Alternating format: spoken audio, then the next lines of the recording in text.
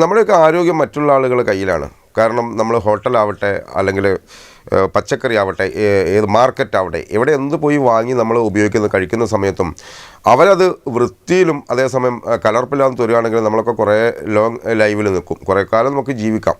പക്ഷേ ഇത് മായം കലർത്തുന്നു. ഒരു മായം എന്നത് ഒരു ഒരു എന്താ പറയുക, ശരിക്കും ഒരു വല്ലാത്തൊരു കാര്യമായിട്ട് മാറുകയാണ്.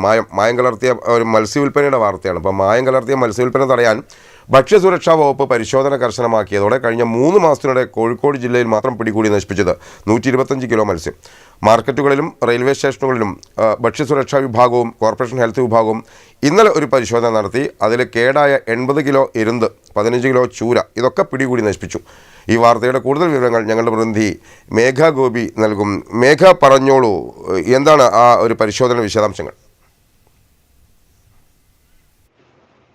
രാജേഷ്, നമുക്കറിയാം കഴിഞ്ഞ കുറച്ച് ദിവസങ്ങളിലായി ജില്ലയിലുടനീളം ഭക്ഷ്യസുരക്ഷാ വകുപ്പിന്റെ നേതൃത്വത്തിൽ വ്യാപക പരിശോധനയാണ് നടന്നുകൊണ്ടിരിക്കുന്നത്.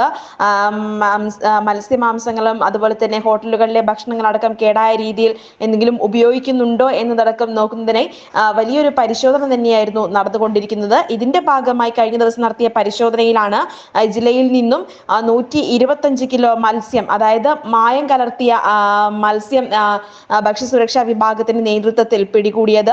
അതുപോലെ തന്നെ ഓപ്പറേഷൻ മത്സ്യയുടെ ഭാഗമായാണ് ഇത്തരത്തിൽ 196 കേന്ദ്രങ്ങളിൽ കഴിഞ്ഞ ദിവസങ്ങളിൽ പരിശോധന നടത്തിയത്. ഇതിൽ കേടായതും അതുപോലെ തന്നെ ശരിയായ രീതിയിൽ ഐസ് അടക്കം ഇടാതെ സൂക്ഷിച്ചതുമായ മത്സ്യമാണ് പിടികൂടിയത്.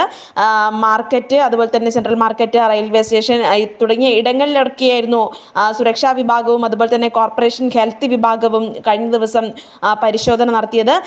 ഇതിൽ പിടികൂടിയത് എന്തെന്ന് വെച്ചാൽ 80 കിലോയോളം എരുന്തും അതുപോലെ തന്നെ 15 കിലോയോളം വരുന്ന ചൂരയുമാണ് പിടികൂടിയിട്ടുള്ളത്.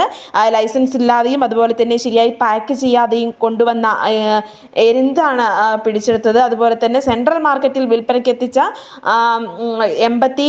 15 കിലോയോളം ചൂളയും പിടികൂടി ആരോഗ്യവകുപ്പ് നശിപ്പിച്ചിട്ടുണ്ട്. കഴിഞ്ഞ ദിവസങ്ങളിൽ സെൻട്രൽ റെയിൽവേ സ്റ്റേഷൻ, അതുപോലെ തന്നെ സെൻട്രൽ മാർക്കറ്റ്, വെള്ളയിൽ ഹാർബർ മാർക്കറ്റ്, അതുപോലെ തന്നെ പുതിയാപ്പ ഹാർബർ മാർക്കറ്റ്, ഇവിടങ്ങളിലെല്ലാം പരിശോധന നടത്തിയിരുന്നു.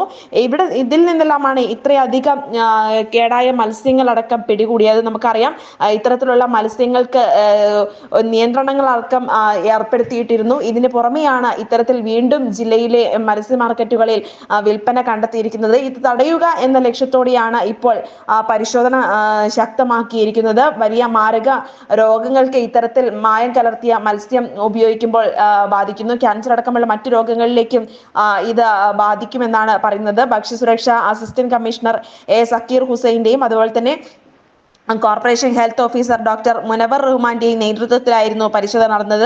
അതുപോലെ തന്നെ ഇതര സംസ്ഥാനങ്ങളിൽ നിന്ന് കൊണ്ടുവന്ന മത്സ്യം മൊബൈൽ ലാബിൽ പരിശോധന നടത്തിയെങ്കിലും രാസവസ്തുക്കളുടെ സാന്നിധ്യമൊന്നും കണ്ടെത്താനായിട്ടില്ല.